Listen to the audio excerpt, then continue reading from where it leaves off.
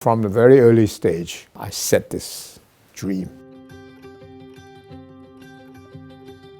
to make China good, to continue to be very interested in the United States of America, and try to bring the two countries together.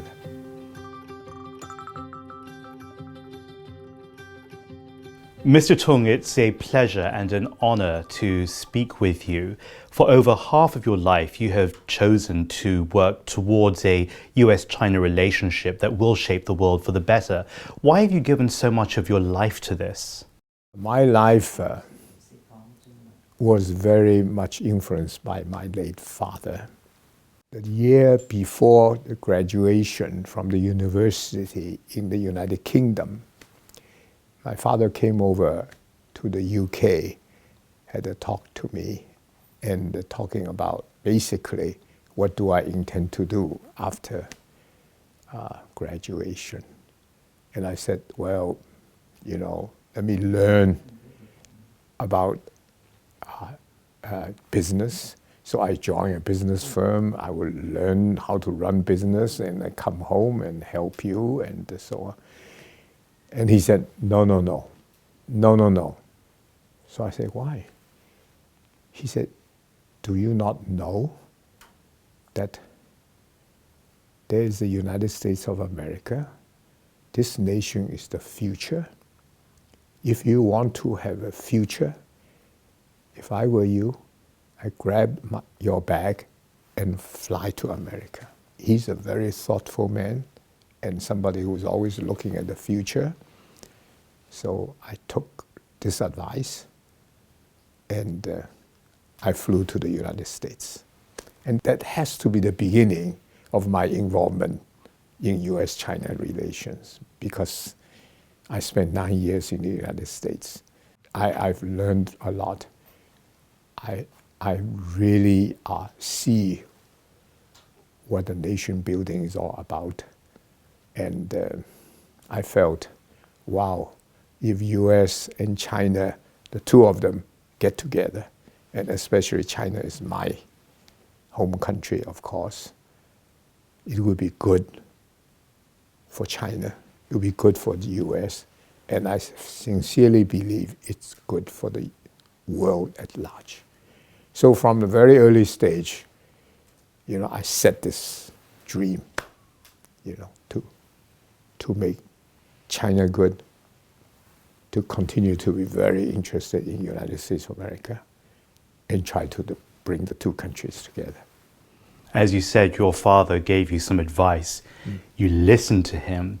You went to America. You have a very special relationship with America and the American people, because in your 20s, you lived there, yes. You worked there, yes. You married there, yeah. You started a family there. Yeah. What's a favorite memory from those early years?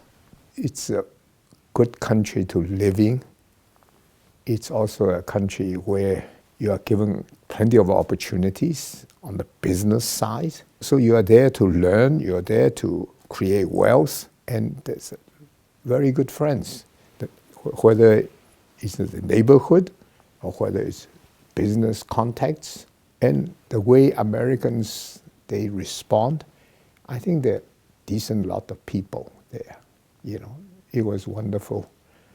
I remember going to a Giant Stadium to watch the New York Giants to play against the Green Bay Packers. These were big games. At the beginning, I didn't have a clue what was it all about, because the football and soccer is very different. In Hong Kong, in England, we play soccer. In the beginning, you can't get used to it because it's so cold in the winter, you see.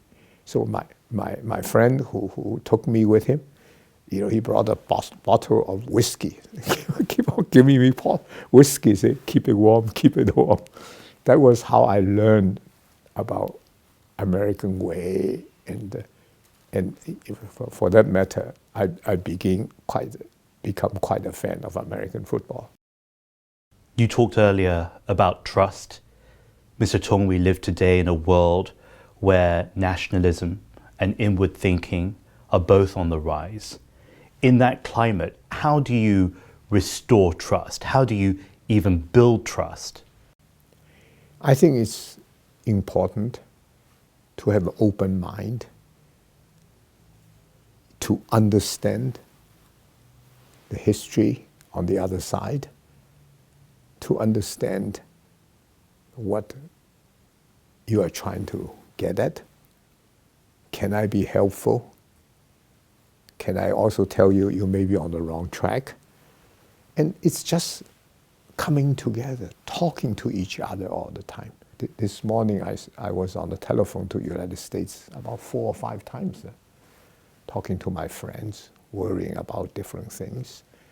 And we're just good friends. We just talk about it. What shall we do? And so on and so forth. So it's just a way that we communicate with each other, that we commit ourselves to this cause. And I think, Chinese people and American people, they're decent. They want a better life. And working together, we can have a much better life.